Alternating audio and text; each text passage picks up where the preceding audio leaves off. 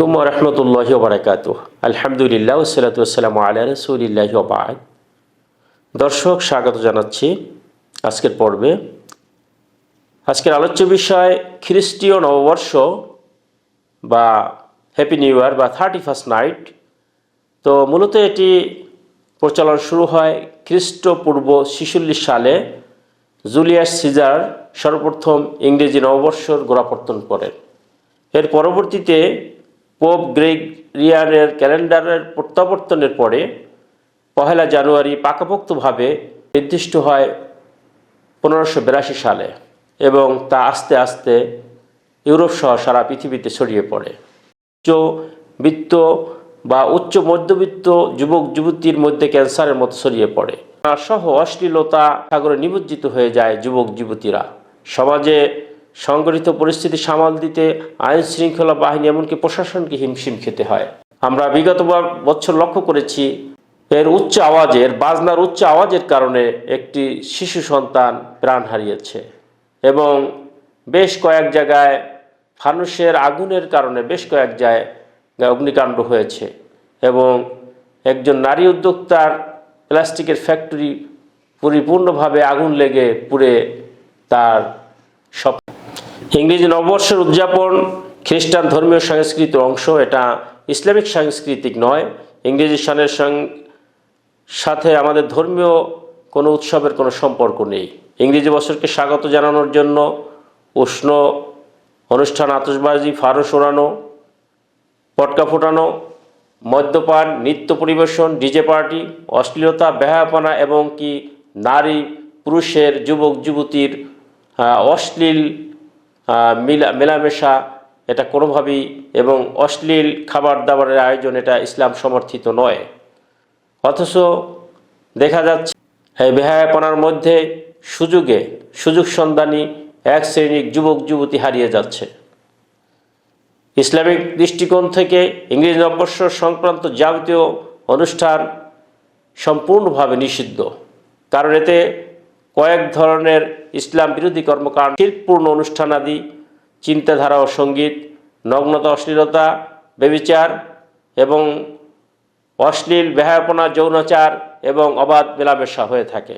গান, বাদ্যপূর্ণ অনুষ্ঠান, সময় অপচয় এবং বাজে কথা ও বাজে। মুসলমানের দায়িত্ব হলো নিজে এগুলো থেকে সম্পূর্ণরূপে বিরত থাকা এবং মুসলমানদের থেকেও এই ইমান বিধ্বংসী প্রথা উচ্ছেদ সর্বাত্মক প্রচেষ্টা চালানো। নিজ সাধ্য অনুযায়ী, অবস্থান অনুযায়ী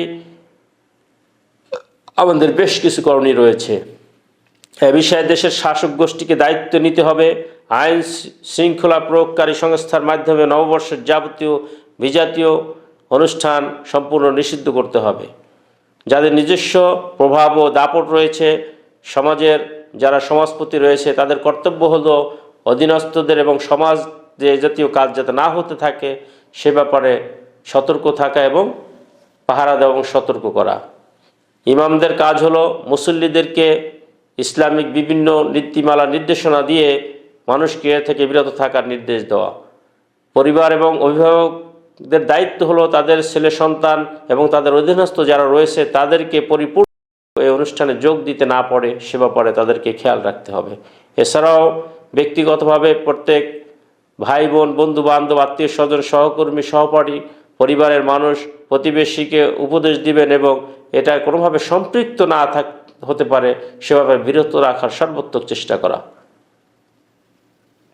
নববর্ষের গান বাজনা, গম্ভীরা, জীবজন্তুর প্রতিকৃতি, এই জাতীয় মিছিল এবং বিভিন্ন রকমের নৃত্য, এটা এবং এই যে সকল প্রতিকৃতি, এটা ইসলামের সঙ্গে সম্পূর্ণভাবে ইসলাম বিরোধী কার্যকলাপ। ইসলামের মূল লক্ষ্য হচ্ছে এই সকল অনাচার, দুরাচার, অশ্লীলতা, বেহায়াপনা থেকে মানবতাকে একমাত্র সত্য ধর্ম ইসলামের দিকে, আল্লাহ রাব্বুল আলামিনের দিকে ধাবিত করা। অথচ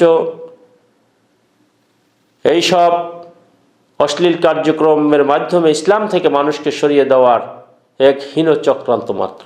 আল্লাহ আলাইহি ওয়াসাল্লাম ইরশাদ করেছেন, যে কেউ কারো ছবি তৈরি করলো, আল্লাহ রাব্বুল আলামিন কিয়ামতের দিন ততক্ষণ পর্যন্ত তাকে শাস্তি দিতে থাকবেন যতক্ষণ পর্যন্ত না সে তাতে প্রাণ সঞ্চার করবে। আর সে কখনোই তা সমর্থ হবে না। বুখারী, মুসলিম। চিন্তা করতে হবে, আমাদের জীবন থেকে খসে পড়ছে মাসের পর মাস, বছরের পর বছর, আর এভাবেই ফুরিয়ে যাচ্ছে আমাদের এই জীবনের খানা। এক সময় আমাদের জীবনের শেষ মুহূর্ত চলে আসবে।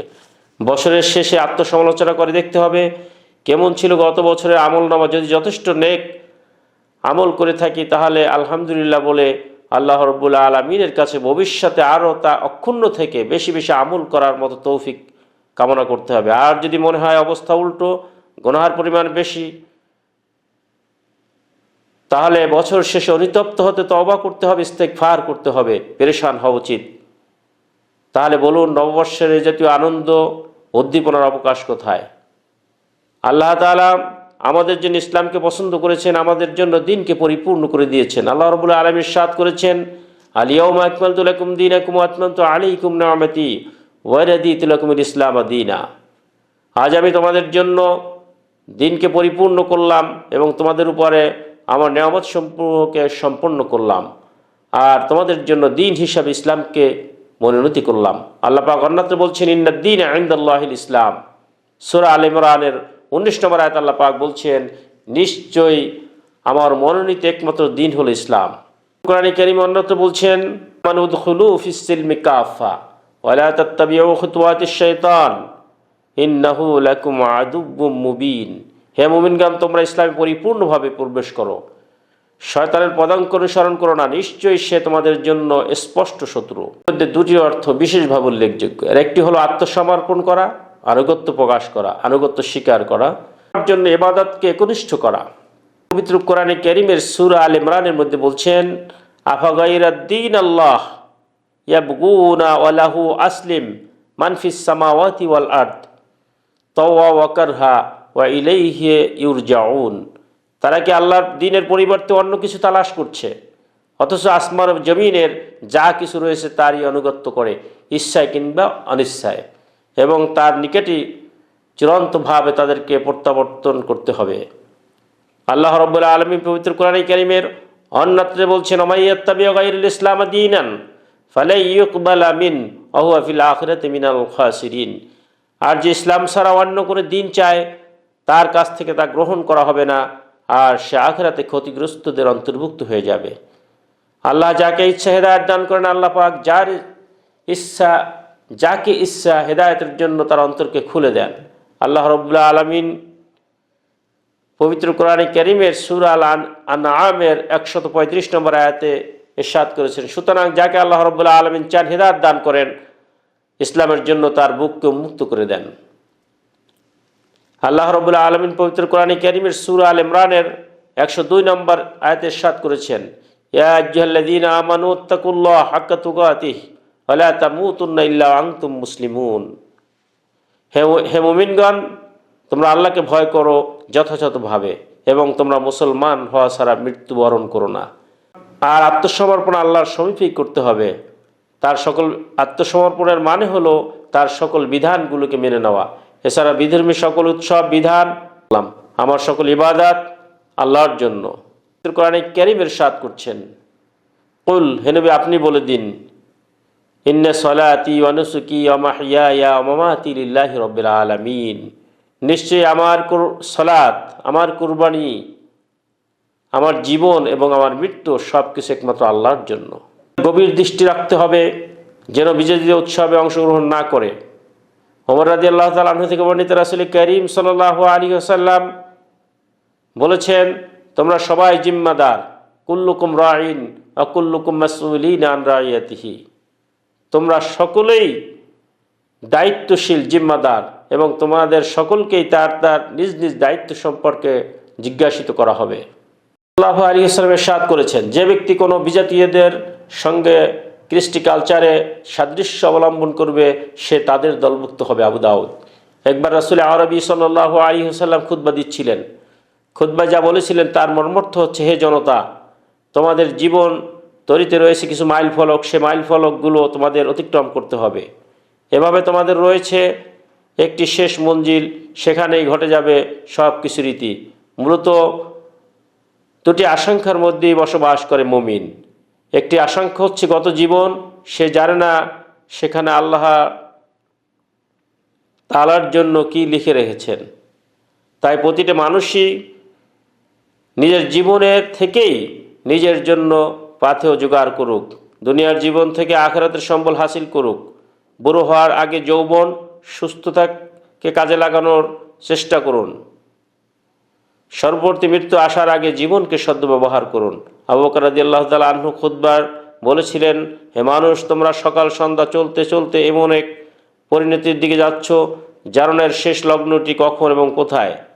এমন যদি করতে পারো নেক আমলে ডুবে থাকা অবস্থায় শেষ লগ্নটি এসে যায়, তাহলে সেটাই করো।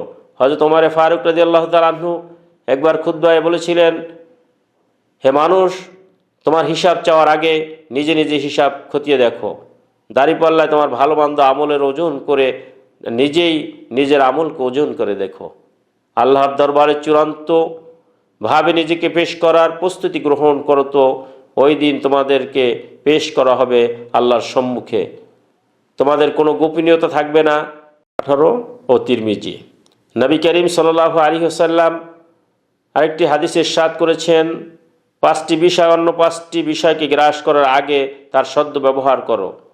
তোমরা যৌবনকে বার্ধক্য আসার পূর্বে, সুস্থ থাকা অসুস্থতার পূর্বে, সর্বোপরি তোমরা জীবনকে মৃত্যু আসার পূর্বেই তার থেকে তোমরা পাথেয় হাসিল করো। অপসংস্কৃত তরিকায় নববর্ষ উদযাপন আর পাশ্চাত্য তরিকায় ইংরেজি নববর্ষর সংস্কৃতি বর্জন করে আসুন 5টি নিয়ামত হারানোর পূর্বেই আমরা তার সদ্ব্যবহার করি। জীবনের সময়গুলো বড়ই মূল্যবান। প্রতিটি মুহূর্ত আখিরাতের বিশাল জিন্দেগির জন্য সম্বল তৈরি করার অপূর্ব সুযোগ। বর্ষের আগমন ও প্রস্থান প্রকৃত তাৎপর্য অনুধাবন করি। আল্লাহ তাআলা আমাদের এই সঠিকভাবে ফজিলত অনুধাবন করার মতো তৌফিক দান করুন। আমিন। আখির দাওয়ানা আনিল হামদুলিল্লাহি রাব্বিল আলামিন। ওয়াসসালামু আলাইকুম ওয়া রাহমাতুল্লাহি ওয়া বারাকাতুহু।